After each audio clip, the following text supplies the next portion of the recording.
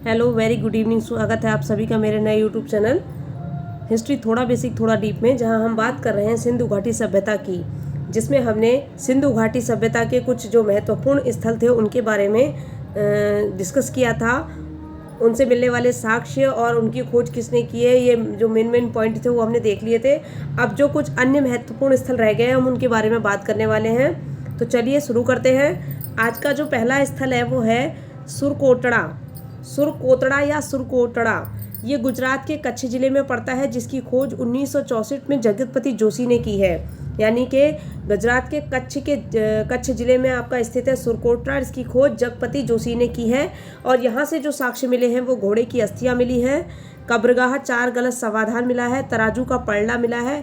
इस टाइप के जो साक्ष्य है, घोड़े की अस्थियाँ यहाँ इंपॉर्टेंट है। यानी सुरकोटड़ा से घोड़े की जो अस्थियाँ मिली है ये इंपॉर्टेंट हो जाता है। ठीक है, तो 4 कलश समाधान भी मिला है, तराजू का पलड़ा भी मिला है। ये जो यहाँ के साक्ष्य हैं ये हो गया सुरकोटड़ा। उसके बाद है रोपड़।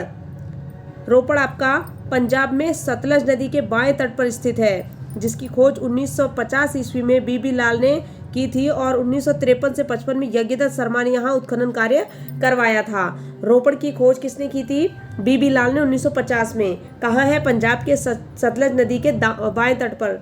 और इसका जो उत्खनन कराया वो किसने? यज्ञदत्त शर्मा ने कराया था 53 से 55 में।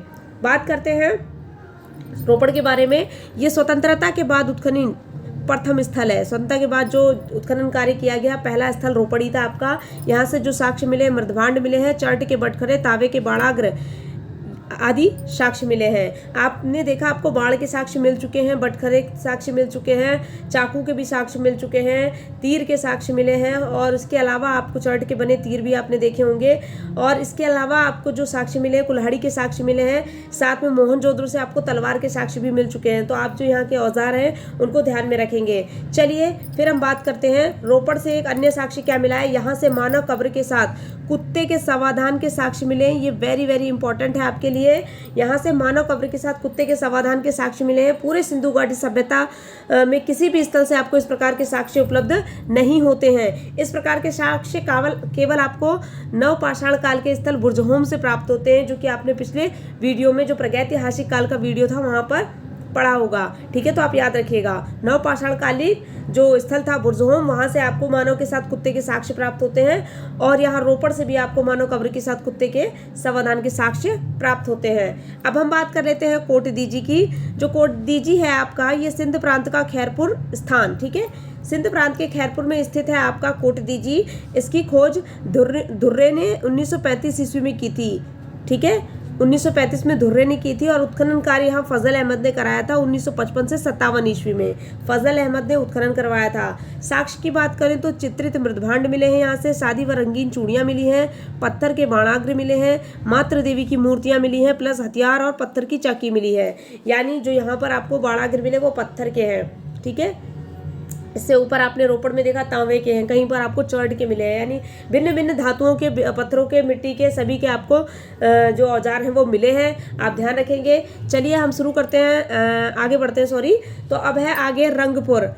रंगपुर आपका इंपॉर्टेंट हो जाता है। ये अहमदाबाद में स्थित है। इसकी खोज 1953 से 54 में SR राव या रंगनाथ राव ने की थी। यहाँ से जो साक्ष्य मिले हैं वो कच्ची ईंटों के दुर्ग, पीली मिट्टी, धान की भूसी और बाजरे के अवशेष मिले हैं। ठीक है, उसके बाद रोजदी है। ये गुजरात के सौराष्ट्र क्षेत्र में स्थित है। ठीक है, गुजरात के सौराष्ट्र क्षेत्र में स्थित है। यहाँ से हाथी के अवशेष मिले हैं रोजदी से। रोजदी, रंगपुर और लोथल, ये तीनों की खोज आपकी रंगनाथ राव ने की थी।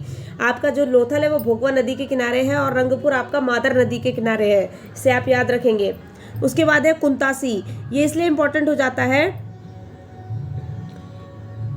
ये गलत हो गया, ग्रेट नहीं है, गुजरात के राजकोट में स्थित है। ठीक है, ये ग्रेट नहीं है, टाइपिंग मिस्टेक हो गई है।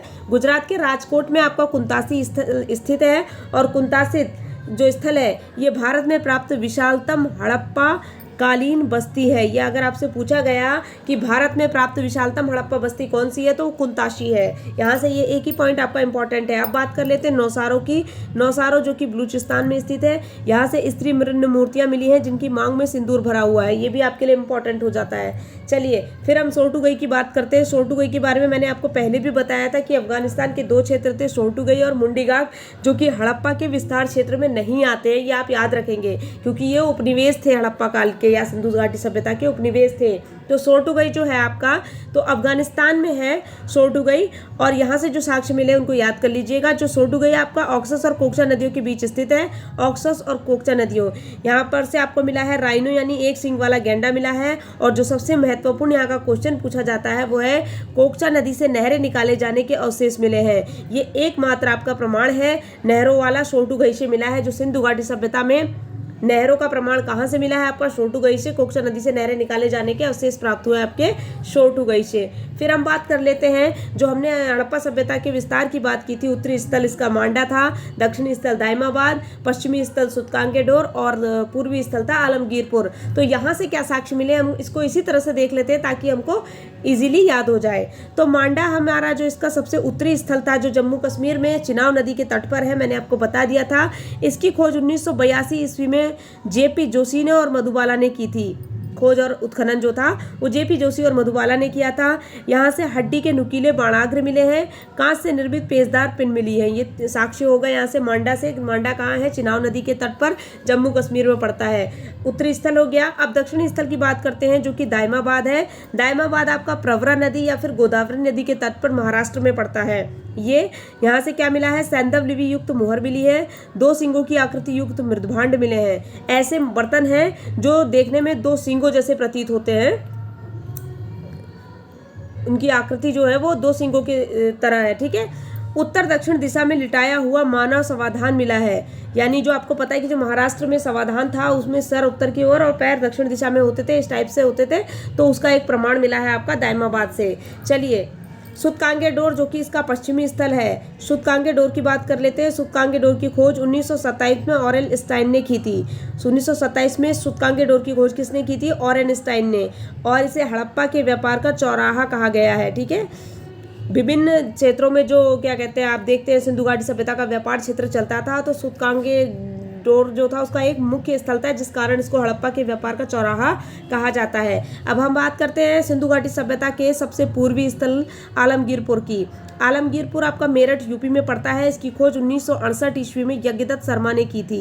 किसने की थी, 1958 में, सॉरी, यज्ञदत्त शर्मा ने की थी। यहाँ से रोटी बेलने की चौकी प्राप्त हुई है। सूती कपड़े और कपास का साक्ष्य मिला है। मोर का साक्ष्य मिला है। त्रिभुज का साक्ष्य मिला है, प्लस गिलहरी चित्रित बहुसंख्यक मृदभांड यहाँ से प्राप्त हुए हैं। आलमगीरपुर आपका हिंडन नदी के किनारे है और सुतकांगेडोर आपका दास्क नदी के किनारे है। इस प्रकार से ये हड़प्पा सभ्यता, सिंधु घाटी सभ्यता के मेन जो स्थल रह गए थे वो मैंने सारे डिस्कस कर लिए हैं। अब आप इनसे इंपॉर्टेंट जितने भी क्वेश्चन हैं वो सारे हम डिस्कस कर चुके हैं। आप इसको नोट कीजिएगा और किसी भी एग्जाम में इससे बाहर क्वेश्चन सिंधु घाटी सभ्यता से नहीं बनेगा। अब हम कल बात करेंगे अपने सिंधु घाटी की सभ्यता के पतन के बारे में, फिर सिंधु घाटी सभ्यता चैप्टर हमारा खत्म हो जाएगा।